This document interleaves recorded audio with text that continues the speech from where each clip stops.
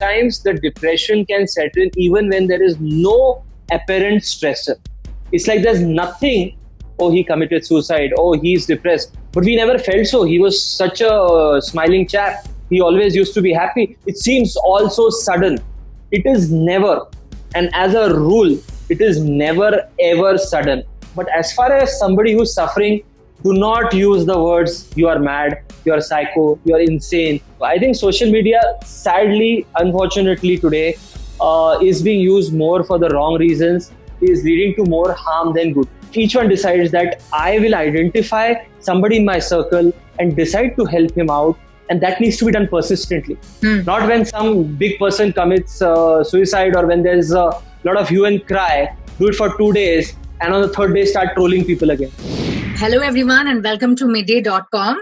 Today I'm in conversation with a leading psychiatrist for Mumbai, Dr. Sagar Mundada.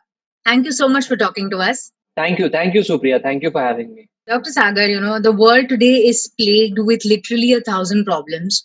But sometimes something very small can trigger a person, that takes them on a downward spiral. So what, according to you, is, the leading cause of depression these days? Yeah, see, so first of all, mental health issues, unfortunately, during these lockdown period have really increased multifold. The number of depression cases, the number of anxiety cases, the number of people having sleep issues, all of them have really increased.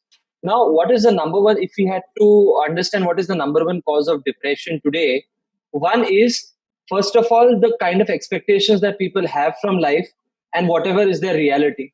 And sadly, it seems that the expectation is never matching the reality. So no matter where you are in your life, your expectation is something else. So in your mind, you are kind of not at the level where you want to be. And that leads to a lot of negative thinking, a lot of overthinking in your mind. What this does is, in majority of the cases, when you're using up too much of brain energy thinking, how do I get there? Or when will my salary be this? Or now in the post-COVID world, will I have my job or not? Or if I go outside my home, will I catch COVID? So all of these things kind of use up your brain's fuel. The brain's fuel, like we have petrol or diesel for your car, the brain's fuel in a very simple language is called as serotonin. So if you start overthinking, when do you start overthinking or get, repetitive thoughts? When you are stressing about something. Now that stress could be related to your profession, it could be related to your relationship, it could be related to absolutely anything in the world. But when it starts bothering you, and when the present reality is not in sync with what you want the reality to be, then your brain starts to go haywire. That is one reason. But in some cases, and this is something which is very surprising and something which majority of the people don't realize, is sometimes the depression can set in even when there is no apparent stressor. It's like there's nothing, but still you feel depressed. It's like nothing, but you feel not happy. That is the more dangerous one, because when you have a stress, today people at least have become sensitive enough that, okay, he's going through a breakup and therefore he's crying, or therefore he's being to himself. But when there's nothing, for example, you have many, very successful people who have committed suicide in the recent past. Apparently, it is, if you look from outside, it feels that there is no issue that they have. So one is they might be having an issue that is not known to the common public. And the second thing is depression sometimes can just get triggered by the most minutest of things. Like, if you have a genetic predisposition to get diabetes, you get it. You don't need to eat sweet food to get diabetes. Sometimes we have heard many people, they say that we have never smoked in a life and still we get lung cancer. So similarly, stress increases your chances of getting depressed. Stress increases your chances of having mental health issues. But it at all does not mean that if you have no stress, no trigger, you will not get depression. Sometimes the brain factory, if we consider the brain to be a factory, the factory which produces positive chemicals in our brain, that part of the brain just stops working properly. It could be genetic, it could be reasons which we don't understand. The important thing is, if somebody complains of symptoms which resemble depression, we listen to them patiently rather than putting it under the carpet saying everything is fantastic in your life. You have nothing to be depressed about. See other people, they don't even have, the means to earn a livelihood and have meals for 2 days. Still, they are not getting depressed. You are getting depressed. Nobody chooses to get depressed, like nobody chooses to get typhoid or nobody chooses to get cancer. Similarly, nobody chooses to get depressed. It is something that happens to you like any other medical problem. Right. You spoke about this expectations versus reality bit. So often we're told to have, set goals for ourselves where, you should aim higher, always aim to be the best. So between that and, having these expectations, where do you draw the line? How do you know, what is it that you can achieve? How do you set such realistic goals? See, I think it's a very pertinent question, and as you said at the end, you have to set realistic goals. That's the key. Hmm. Let's say you are at 50% today. The realistic goal that you can set for yourself for the next 6 months has to be 60%. It can't be 100%. That is where people falter. Second thing, perfection is valued too much by our society. Modern society values perfection too much, and generally, anxiety and depression happens to people who want to be perfect at whatever they do. They want to be the best at whatever they do. Anything else is not good enough. It's like out of 100 things that, let's say somebody is going to office and the boss has told 100 things and that person is able to do 90, not able to do 10. If you have a perfectionist attitude, sadly, you start focusing on the 10 things that you couldn't do properly. Absolutely. Rather than that, if you have an attitude wherein you will try your level best, if things work out well, that is good. If things don't work out well, that is where the key is. If things don't work out well, and you need to rehearse this in your mind, it is okay and it is a learning experience. So you have to kind of preempt this. You have to know this before. You have to tell this to yourself before. Let's say I'm a 12th standard student. It's very good for me to aim for 90%. But first, I have to see where my IQ is. Is my IQ in the range of 40 or is it in the range of 80? If it's in the range of 80, aiming for 90 is something that is cognitively or realistically possible. But more importantly, what parents in such cases or students in such cases need to do is, if I do not end up getting 90, what will be my reaction? If my child does not get 90, what would be our reaction? Would it be of unconditional love, or would it be, oh, you fell 2% short of the magic 90% figure, you got only 88? Hmm. That is very important, because while you're growing up, kind of you form your entire belief system. And if the belief system that you form is, if you form that belief system that everything has to be in place, it is good if everything is in place, but has to be in place. There's a big difference between these two things. True. हो गया तो अच्छा है, but this must happen, this should happen. These kind of terminologies, when they are repeated over and over and over again, it leads to belief systems wherein you believe that if one thing does not happen according to what I want, then I am straight a failure. So you go from top of the world to rock bottom. So this black and white thinking, this catastrophization is not good, and that leads to many mental health issues. So, are there any signs of, identifying mental health issues in a person? How can you tell if somebody is going through? Yeah. That is again a very, very important question, because many times, you must have noticed people say, oh, he committed suicide, oh, he's depressed. But we never felt so. He was such a smiling chap. He always used to be happy. It seems all so sudden. It is never. And as a rule, it is never ever sudden. It's just that we have not been good enough as friends, as colleagues, as relatives to identify the danger signs. Now, what are the danger signs that we can identify? First and foremost, the two most important things that are necessary for our survival, I would say, one is sleep, and second one is food, the food that we eat. If there is a limitless drop or increase in the appetite that one has, as in overeating or undereating, oversleeping or undersleeping, that is the first sign that there could be something wrong. Your suspicion should increase. Second thing is, if somebody who used to be really very, very energetic, or somebody who used to be a socializer, you see a lot of change in his behavior. He is becoming a loner, he's isolated, he does not speak as much. What we generally kind of assume is, oh, that person must be, we never assume that he must be going through something. We always assume now he's having a lot of attitude, I don't know what's gotten into him. But we do not make the effort to go ahead and ask him what is bothering you. Fourth thing is things that you really like. This is something that is the defining feature of depression, I would say. Things that you love, things that you really, really, really like doing. If those things seem like a chore to you. If somebody really likes dancing, or if somebody really likes singing, or if somebody just likes waking up in the morning and reading the newspaper, and those things are seeming like a mountain to climb. It's like a Mount Everest you have to climb, and that is also not giving you any sort of kick. Then definitely the fuel that makes you happy in the brain, the serotonin which kind of keeps you happy, is gives you the ability to be happy, is somewhere or the other a little less in your brain. Apart from that, many depressed people start feeling guilty when it's not their fault. So it's like, let's say, I have a friend, and I've not been talking to the friend because we haven't been able to meet up. And one day I meet the friend, and he just says hi and then goes off. A depressed person would see that as some sort of invalidation to himself.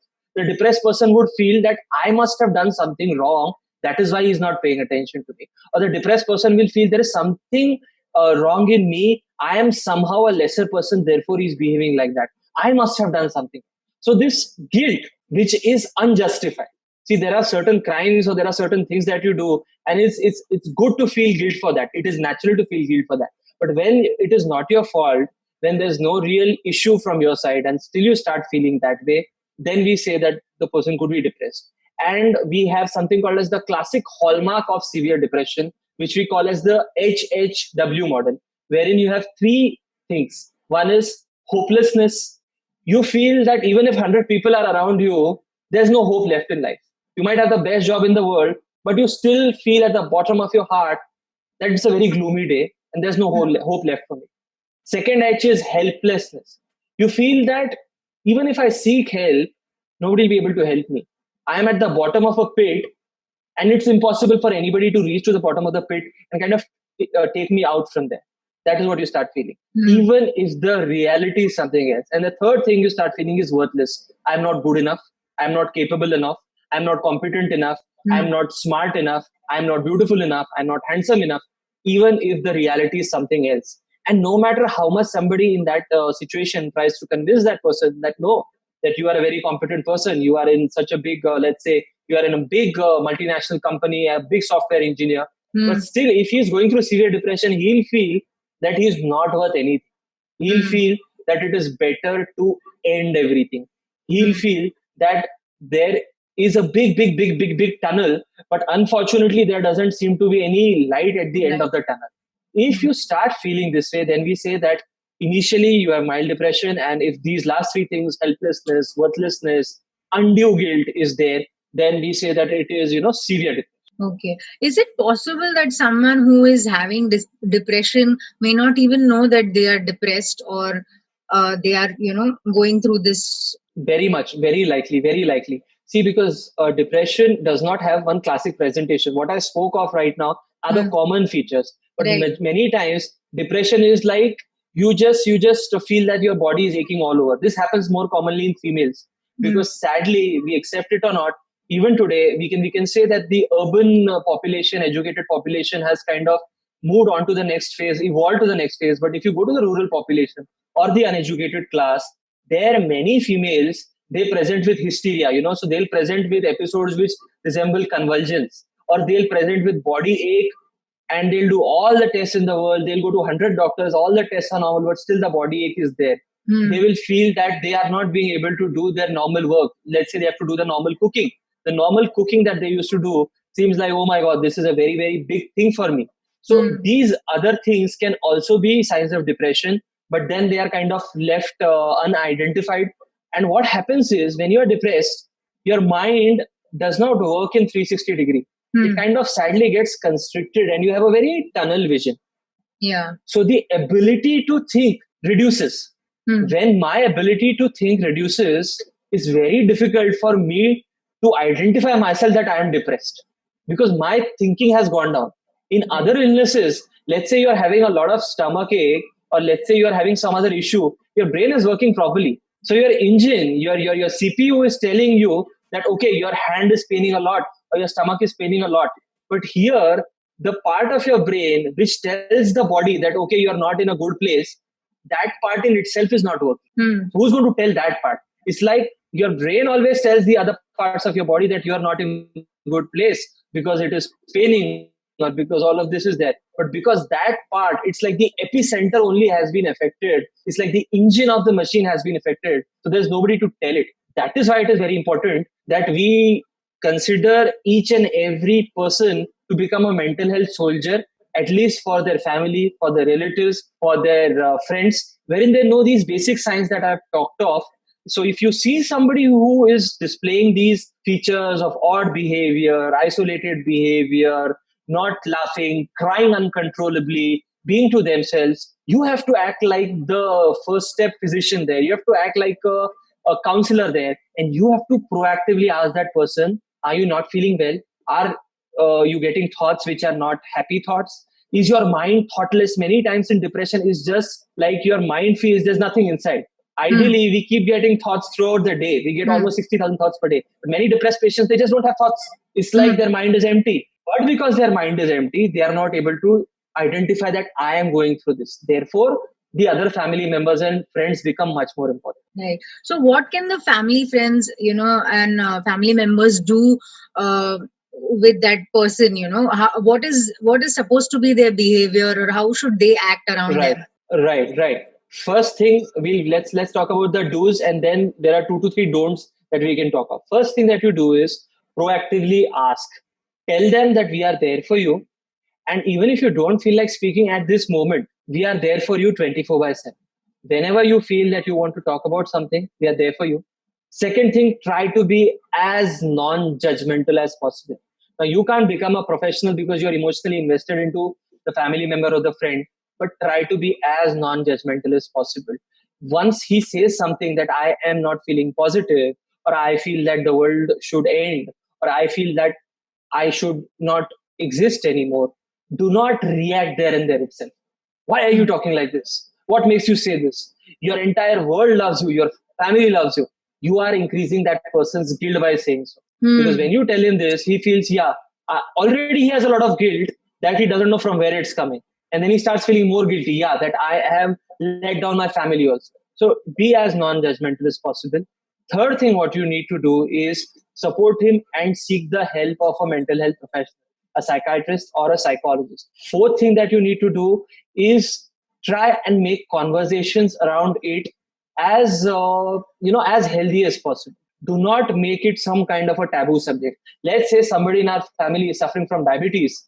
We don't close the doors of our house and then we say, oh my God, my mother is having diabetes. Please don't tell anybody.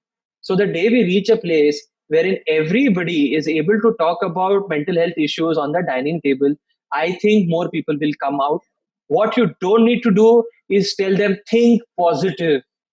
Try and listen to motivational speeches, listen to motivational videos on YouTube. If that had been the treatment for depression, then it's a very easy thing that whenever you feel depressed, you just want to watch a motivational video. And if you're feeling good after watching a motivational video, it was not depression in the first place. It was boredom. It was stagnancy. Depression is a medical problem. It's not something everybody faces. A little bit of boredom these days. We say that we are feeling depressed, but what we are feeling is we are feeling a little down on that particular day.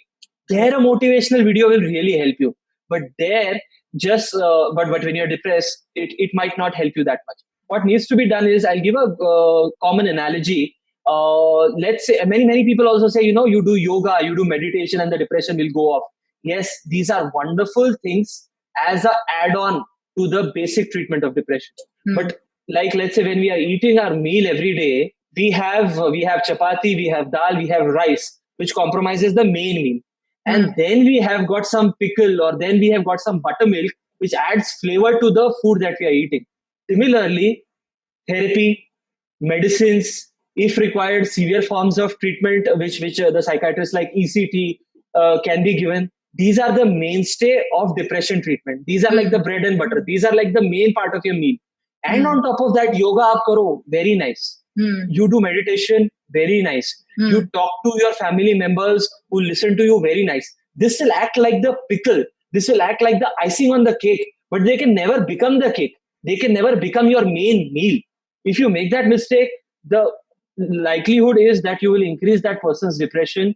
You're trying to help with a very good intention, but because your knowledge is not correct, you are giving wrong advice. It's like let's say what needs to be done is, Even if family members are able to identify that this is a problem and take him to or her to a mental health professional, I think that is in itself a very big thing. You yourselves can't become psychiatrists. It's like somebody is having a heart pain. So Hmm. what is taught these days to general public is somebody is having a heart attack. You need to know the ABC of how to do resuscitation. How do you preserve the life? You don't teach them to become a cardiologist, or you don't tell them to give expert advice. Okay, now this is the problem. This is what you need to do. At most, what you can do is you can tell them if somebody is having a heart problem. Yeah, this seems to be a severe heart problem. I need to know if there is an emergency. How do I save your life in Hmm. the given possible circumstances? But you need to go to the cardiologist.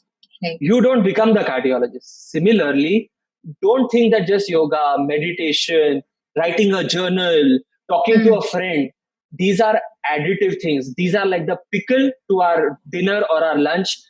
You can't just eat pickle for dinner. That's not going to work. So that needs to be remembered. Right.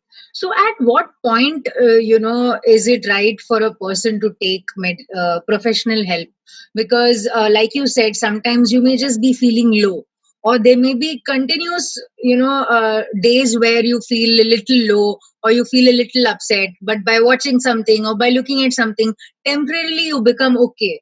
But after that, Right, again, maybe you feel low, or right, so right, at what point does right, one identify, when should they go to right, the mental health right, professional? right.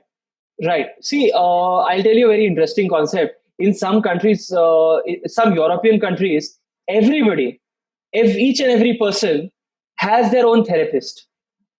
So even if you're not having a mental health issue, you just go to them once a month and you talk about how your month has been. Now, Hmm. that I think might be wishful thinking if I think that it will happen in India in the next few years. But that should be the ideal. Let's say 20 years from now, we should keep that to be the ideal.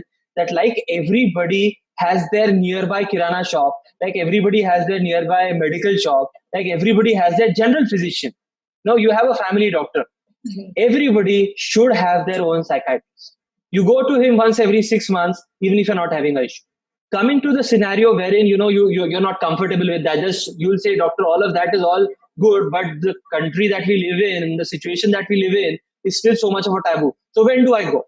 Hmm. First, as far as depression, you said if you feel that lack of happiness or that boredom persistently for 2 weeks, then we say that you're having a major depressive episode. You must go to someone.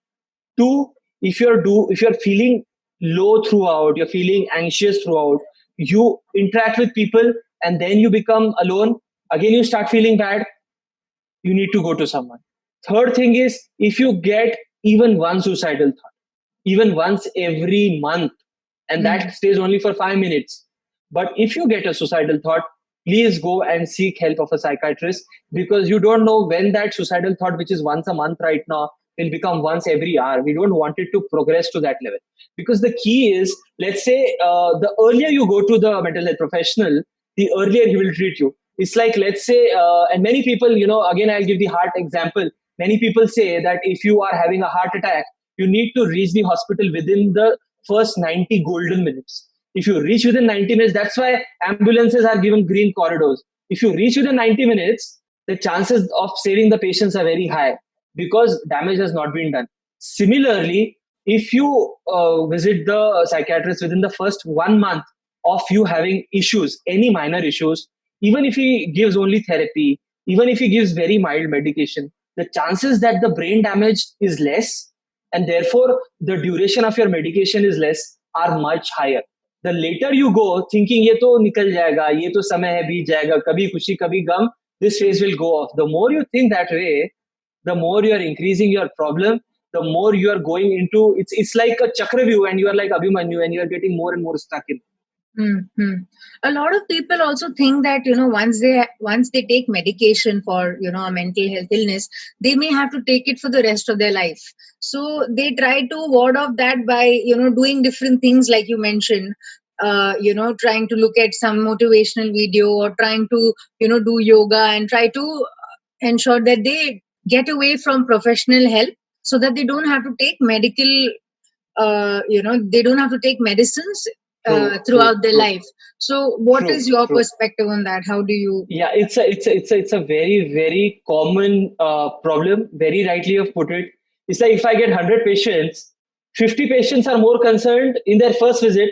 They don't ask me, doctor, will I become good or not? They'll ask me, till when do I have to take this medication? So there is a lot of I would say irrational fear regarding this.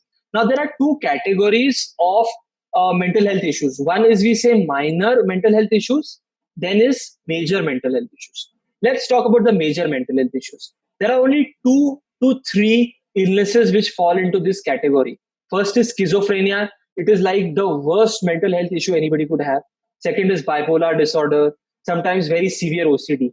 These problems, if OCD, if it is severe, these problems might, again, I'm saying might require lifelong medications. But the more common problems which 95% of the population faces, like sleep issues, anxiety issues, phobia, adjustment issues, depression, these problems generally you require to do a course of medications of 6 to 9 months. Many people, even in this, they feel that they start feeling better in 2 to 3 months of medication and then they stop the pills. It is wrong. If you do a 6 to 9 month course, if and during that 6 to 9 months course, if you do some sort of therapy, now here is the catch point. Many people, what they do is they start taking medicines, they start feeling better, so they just become dependent on medicines. They don't do anything else. They, once you start taking medicines, doing meditation, doing therapy, doing yoga, doing journaling, having a pet which can act as an antidepressant, then it can make wonders. But during that time when you're taking medicines, you have to develop more healthy coping mechanisms, wherein, let's say, next time your boss says something to you, what do you do so that you don't get so fearful? Next time you don't get an appraisal in your yearly appraisal meeting, rather than going into a negative spiral, what is the coping mechanism that you can have? So this is taught in therapy. If you do that while the medications are going on, 99% of the patients who have these minor problems can be weaned off medicines, of course, under the guidance of a psychiatrist in generally 6 to 9 months. Second thing is, if you're having a problem, it becomes better. Don't stop the pills. Stop them only when the psychiatrist says so. I'll give another example. Let's say we go to the general physician and he gives us antibiotics for 5 days. We are having a cough and cold. He always tells us that you have to take the antibiotic for 5 days, even if you start feeling better from 2 days, because otherwise you might get a reinfection. Similarly, what people do, similarly, what needs to be done here, even if you start feeling better in 2 3 months, take the entire course so that the chances that you have that again are very, very, very less than. It's like whatever problem was there in your brain, biochemical or whatever it was, with medication and therapy, you have tried to control it to a good level. Another example is, let's say you go to a movie, and let's say in the interval, many movies that we see, they're very predictable. In the interval itself, you know what's going to happen at the end. But do you just go off to your home after the interval because you think that you know what's going to happen at the end? You still stick around. Similarly, even if you start feeling better, do the entire course. Chances are that in majority of the people, it will not be lifelong. Chances are that if you do the course, again, you getting the same problem will be very, very, very less. And one more thing is, and I don't know from where this comes, many people who come to us, they say, कि doctor साहब liver kidney खराब हो जाएगा ये गोलियों से. Majority of the pills that are available in the market today do not affect your liver, neither do they affect your kidney. So please don't worry about that. What damage a normal antidepressant does, more damage is done by what every Mumbaiker loves so much. A vada pav, a nice oily vada pav, is much more dangerous for your entire body than an antidepressant pill. And it is something that you need. It is something that is required. So rather than thinking about it as a dependence, rather than thinking about it as an addiction, think about it as a part of your meal. So when you sit down to have your meal, what I recommend to my patients is you take your thali, you have your curd, you have your dal, you have your chapati, keep the antidepressant pill in your thali. Have you ever wondered, ki, oh my God, I'm 30 years now. Have I ever wondered, I'm 30 years now. I've been eating food since 30 years. Do I have to take it for the rest of my life? I never think in that way. It is something that your body needs. Similarly, if your mind is broken, it is something that your mind needs. Since you just spoke about the meal and how the vada pav is such a loved, food. So what role does diet play in mental health? How important is it? diet and how your gut is functioning plays a very, very important role.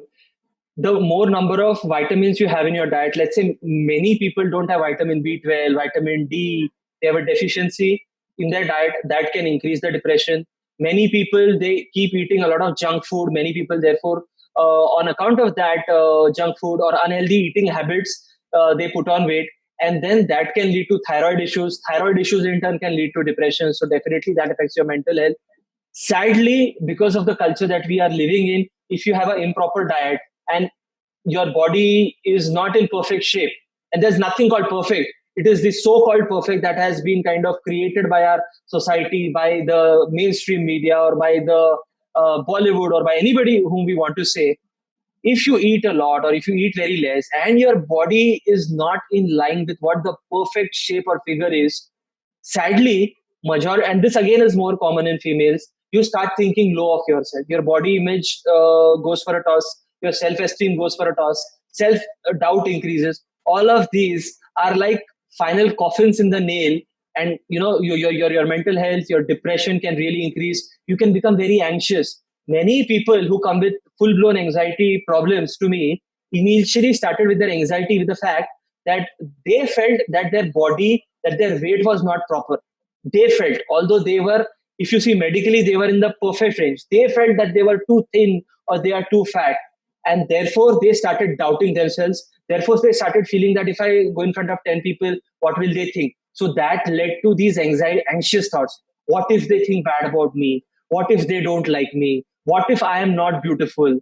So these what if thoughts are like the seeds, and these seeds grow into full blown trees of anxiety. So definitely your diet, which affects at a very micro level the kind of biochemistry you have in your body, it affects that. And at a macro level, the body image that you have, that it affects, and that in itself affects if you get depressed or what your thought process is like. Right. I can be one of those examples that can, totally relate to that, because, even I have in the past, like, had these thoughts of, and I think a lot of people do, like, in our age, because of social media and, Right. body image, like what it's supposed to look like on Instagram and how perfect you should look. So there's a lot of pressure, on young adults. What role do you think social media plays in this, and how can people change that? Yeah, I think two things I would like to talk about, Supriya. First of all, I think it's very good that on a public platform like this, you're talking about it. You're saying that yes, I also had these issues. That in itself means that the basic block that is there in so many of people's minds, that I'm not supposed to talk about my mental health problems or my body image issues. You don't have that. So you have already crossed the first level, and I think more people need to be like that, because when you say something like that and you have 10 people around you, they say, okay, she's talking about her problems and she's talking about it confidently. I think that makes a lot of positive difference. So kudos to you for that.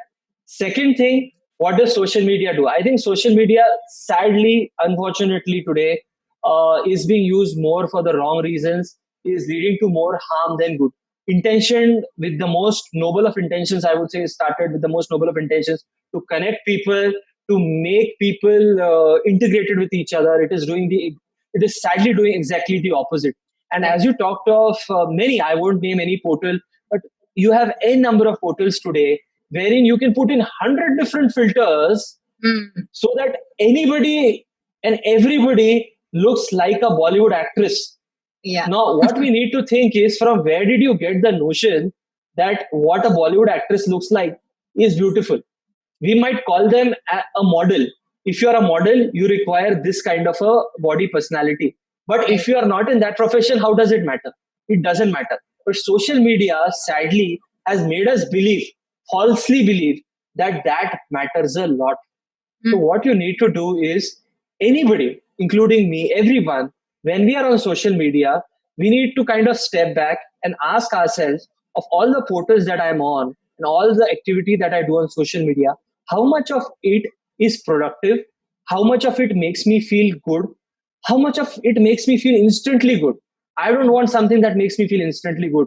Like, I put a post and I get 100 likes, and that is like an instant gratification, an instant validation. But the next day I put another pic and I don't get 10 likes, it's a instant downer. So we don't Right. want something that will give you instant high or instant low. It becomes like a drug. So it's almost equivalent to smoking up something. You smoke up something, you feel good, but then 15 minutes down the line, you're again down and you again want to smoke up something. That's not good. So don't get involved in social media activities wherein you're getting instant happiness. Try and be involved in groups wherein things that you like are there. So let's say, for example, you are somebody who likes singing, or you are somebody who likes cooking, or you are somebody who's interested in travel. So there's a lot of good stuff also available there, wherein no amount of judgment is involved. Right. The place or the portal wherein a lot of judgment comes in, and sadly that has happened with social media. It could be your photograph, the likes, the dislikes, the comments, the trolling. There is a lot of judgment involved, and there is a lot of instantaneous reaction based judgment. The reaction that you get or the judgment that you get on social media is not well thought of. It is not the opinion piece that you have in the center of a newspaper that is well thought of. So if, let's say, you're doing something and they are talking about it critically in the newspaper, you need to give it a little bit of thought because it is well thought of. It is a response, it is not a reaction.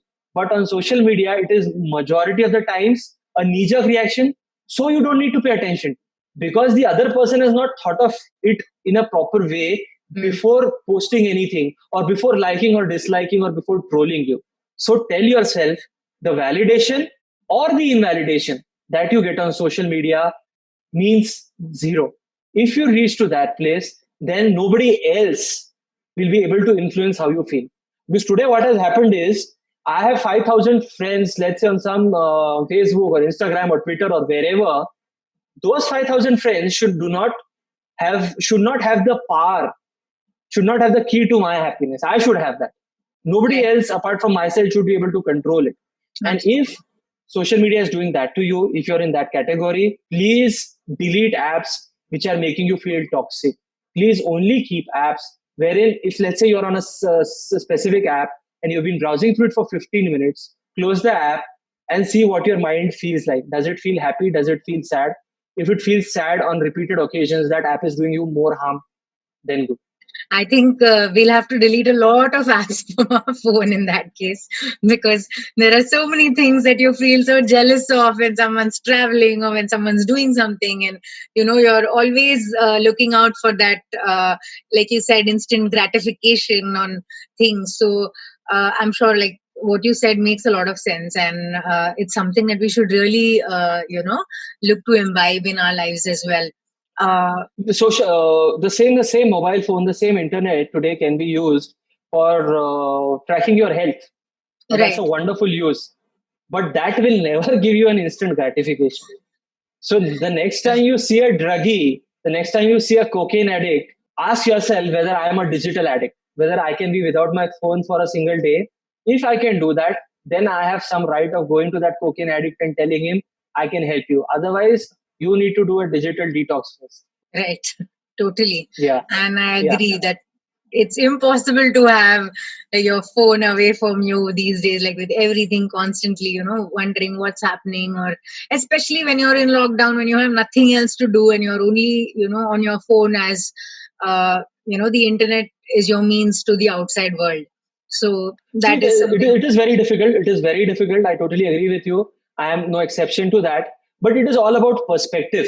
Right. If you take a different perspective to that, if you just change your perception a little, let me just give you an example. Let's just go back 5,000 years back when human civilization wasn't so progressed. That time, majority of the human beings inhabiting the earth used to be cavemen and women. And the only time they used to get out of the cave was to get some food. And still they used to be happy. And still they never used to be sad. It's just that we have assumed, it's a very basic assumption that we have made. It's not a fact. It's not at all a fact. It's an assumption that if we don't have our phone, there is nothing else to do. Right. That assumption needs to be challenged on a daily basis. We start challenging that assumption. Slowly we'll realize that no, it's not all that necessary. It was I who was believing that it is all that necessary. Right. But you need to be, first of all, willing to do that. Secondly, you have to do it persistently. If you just do it one day, many people will tell you, yes, many patients come to me, yes, doctor, digitally detox करने का बहुत कोशिश किया, एक दिन किया, 2 दिन किया, and then it did not work for me, and I am back to my same means. That is because this digital habit has become ingrained in your brain, because for the last 10 years every day you've been doing that. 10 साल की habit को तोड़ने को 10 हफ्ता तो दीजिए खुद को. So once you fail the first time, don't Give up. kind of don't give up. Fail the second time, don't give up. Tell yourself that I'm going to fail 10 times before it becomes successful. If you go in with that assumption that I'm going to fail 10 times and then it's going to be then I'm going to really do well, then you won't get disheartened when it doesn't work, because it's very easy to get disheartened then and go back to your instant gratification. Who will do all this janjat? Let me just go back to my mobile. Much more easier, because it's ingrained in your brain. And finally, I wanted to ask you, so, how can the stigma around seeking help for mental health be eliminated in our society? What can we do? See, I'll again give you a very beautiful example that I read somewhere. I don't remember where it happens, but in some country, a specific system is followed when the kids go to school. Now, all of us remember our teachers when we were kids. They used to ask us, Sagar, I used to say present. They must have said Supriya, you must have said present, ma'am. What they do over there is the teacher calls out the name of the kid, and the kid stands up. He does not say present or absent. Of course, he can't say that. He says happy. The second kid stands up. The teacher calls out the name. He says sad. The third kid stands up, says frustrated. So what you're doing is you're trying to make the children aware of their emotions from an early age, and you are saying that it is okay for you to feel bored or feel sad or feel fearful, and tell that in front of 25 other kids in the class. Mhm. That's one very simple thing that is incorporated into the system. If you do it from childhood, then the chances that when that child grows up and feels very anxious, he'll be able to go and seek help. Second thing, what you can do is there can be a very simple thing called as buddy system, wherein each and every person has a buddy whom he can call up or she can call up when she feels she's feeling a little low, or when she wants to discuss something that she feels she can't discuss with everybody else. So Right. each of us has that one friend. Let us make that friend our buddy and share our deepest secrets with that person. The only challenge here is, on a mass level, that buddy has to be non-judgmental. So let's say I call up my friend, and if he's like all trolling me and he's saying, "Oh my God, why are you feeling depressed? You're a loser. You are weak-minded," then the system won't work. So at a large scale, what needs to be propagated is, if you have this buddy system and you are somebody's buddy, and that person calls you up in the middle of the night, be respectful, be empathetic. If this is done at a large scale, it will make a lot of difference. Third thing, what can be done to remove the stigma is, as you spoke about, that, yeah, I feel that I have body image issues. That needs to be done. More people need to come out and talk about it. Specifically, I'll talk about people who are very influential, celebrities, politicians, and some celebrities have done that. I think that's Right. fantastic. And one more thing that needs to be done, and that is being done, is, if you went back 20 years, that time the psychiatry ward used to be different from the hospital. It never used to be integrated. But now what has happened is mental health has been incorporated into the basic structure of many hospitals. Hmm. So this needs to be done on a large scale.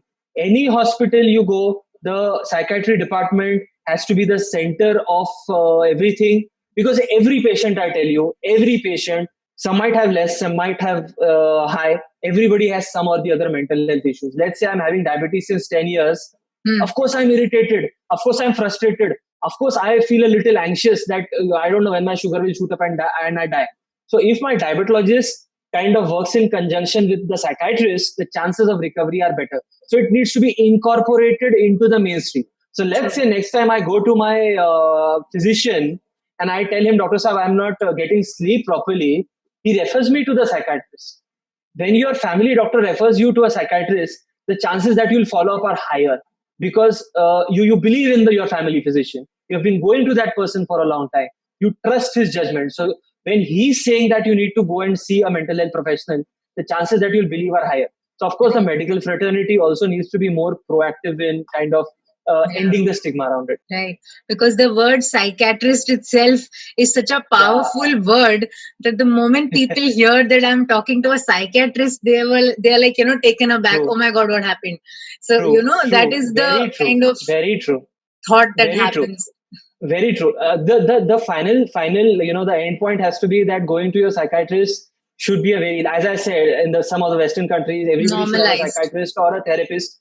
But at least if you're not comfortable speaking out the psychiatrist word, therapist, counselor, somebody who helps you, shrink, n number of words can be used. But again, that approach is wherein you're trying to not use certain words. Mhm. Rather than that, try and make it more open. Yeah, but as far as somebody who's suffering, do not use the words you are mad, you are psycho, you are insane, pagal hai. These words might come out from the relative's mouth in a very, very, very subtle way, or in a very, they might not even Thoughtless realize that they're way. saying Correct. thoughtless way. But somebody who's suffering, it's like It if somebody trigger them. has, it triggers them. If you have if you have a damaged hand, and if somebody just puts a finger there, it pains 10 times more than when you have an intact skin. So that we should be more, what do I say, more mindful, more aware of what we are saying. Our responses should be keeping in mind what the other person might be going. Right, and more compassionate also towards them More because compassion. Compassion is the key. 21st century compassion and empathy both are very, very crucial skill sets. If you go to the corporate sector today, you go to any sector today, the soft skills that people are looking for today is not IQ, they're looking for EQ. And what does EQ? EQ is emotional quotient, emotional absolutely. intelligence. So, what are they looking for? They're looking for whether you're resilient or not, whether Right. you are somebody who has a high frustration threshold or not. So, no matter how much work you're put under, do you maintain your calm or not? Are you somebody who is empathetic? Let's say you have a leader, let's say you have a CEO who's managing 1,000 people. If he's not empathetic, sooner or later the company is going to go to do. So not only is it going to be beneficial for you, it is going to be beneficial to your employer. So not, if not for anything else, if you want to increase now post lockdown, the jobs are shrinking. If anybody wants to increase their chance of landing up a job, emotional intelligence is something that you should kind of master. The key, totally. And lastly, I want to ask you, what are the 5 things that people can do to enhance their mental health? First thing, sleep on time, wake up on time, and take a restful 8 hours sleep. Don't have irregular timings. Sleep is like the energy booster, it is like the rocket which fuels you into space. It's like we have our mobile phones, and imagine if we don't charge our mobile phones for 10 days together and still expect them to work. They can't. Right. Right. Similarly, it is the recharging mode, it is the reboot mode. Whatever has happened throughout the day is kind of accumulated into your brain and sense made out of it, and some rest taken, good sleep, first thing. Second thing, proper appetite, healthy appetite. Again, that has to be regular, because what you eat is broken down into your body, and that creates the fuel that goes to your brain. So if you're not eating healthy, the fuel, the serotonin that keeps your brain happy will not be produced, and no matter what you do, you won't be able to be mentally stable. Third thing that everybody can do is practice 10 to 15 minutes of something that we call as mindfulness meditation. You can just go on Google, or you can consult any psychiatrist or any mental health professional. It's an entire it's an entire way of living, more mindful, as in being aware in the present moment, not being in the past, not being in the future. There are many apps available. You can take professional help. 15 minutes of mindfulness practice every day will really, and there are scientific studies which prove that they really strengthen the connections within your brain.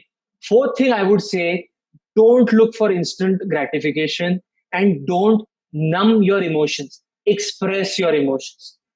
It is impossible that you'll just keep feeling happy, happy, happy, happy, happy, happy always. If you're feeling that way, that in itself is mania. That in itself is a psychiatric problem. If you're feeling continuously happy for 1 year without feeling sad for a single day, that in itself is a problem. So you acknowledge and accept the fact that you're going to feel happy and sad sometimes as part of the normal spectrum. And once you accept that, express it. Because once you start expressing it, it does not kind of bottle up into your mind. Otherwise, you bottle up something, sooner or later it's going to explode. It's going to explode like a bomb. You can't just keep on compressing a spring and hope that it will just stay there. The moment you remove your hand, the spring is going to come up with much larger force. So do not look. So express your emotions. And last thing, no instant gratification, and don't numb your senses by either a lot of addictions, as in smoking. Because many people who come to us, they started smoking because they wanted to feel less anxious. they started alcohol because they wanted to feel less depressed. They wanted to forget all their worries. So rather than accepting and acknowledging their worry or accepting their sadness and trying to find proper ways through it, by taking alcohol, you're just numbing yourself. Right. It's like if you have a tumor in your hand, and you go to the doctor, and the doctor tells you, just let's do some kind of patch up work, and never treats the tumor is going to keep giving you problems every month. What you need to do is you need to face the tumor. You need to go into surgery, get it operated. Similarly, you need to face what is troubling you, what belief system is troubling you, what thoughts are troubling you, what emotions are troubling you.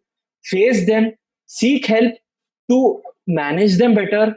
Do not try to numb them with alcohol or drugs or smoking or binge eating or pornography or sex, or in today's generation, unlimited amounts of digital time, digital space, digital time spent on digital space. True. Thank you so much, doctor. That was such a wonderful perspective on mental health. And I really think that each one of us has so much to take back from this conversation. Really thank you for your time. And we will definitely incorporate these methods to improve our mental health. And let's hope that more and more people start talking about it. Like you said, let's express ourselves. Express ourselves. There was a time, I think, when we were children, there used to be a big campaign, each one teach one, each one teach one. Everybody needs to be educated. So I think everyone is a counselor. Each and every person is a counselor for someone else. Again, as I said, not an expert. You don't need to become a cardiologist and start treating everything. But the primary care that needs to be given, each and every one of us can be a soldier, can be a contributor in the larger scheme of things. If each one decides that I will identify somebody in my circle and decide to help him out, and that needs to be done persistently. Not when some big person commits suicide, or when there's a lot of hue and cry. Do it for 2 days, and on the third day start trolling people again. Don't do that. Let it be more persistent. Thank you so much, doctor, for that wonderful chat. Thank you. It was a pleasure being with you, Supriya, and have a great day ahead. Yeah. Thank you. You too. Subscribe to Midday India. Get direct notifications on all our videos by clicking on the bell icon.